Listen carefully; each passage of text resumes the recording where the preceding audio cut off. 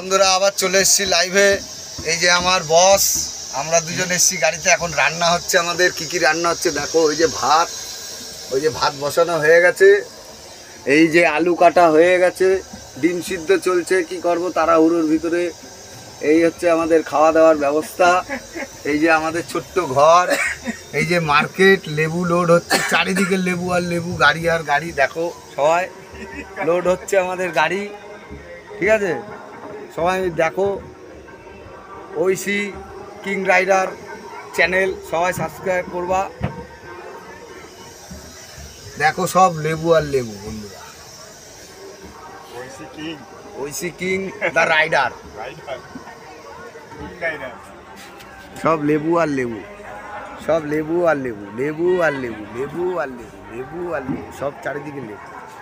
এই যে আমার গাড়ি লোড হচ্ছে।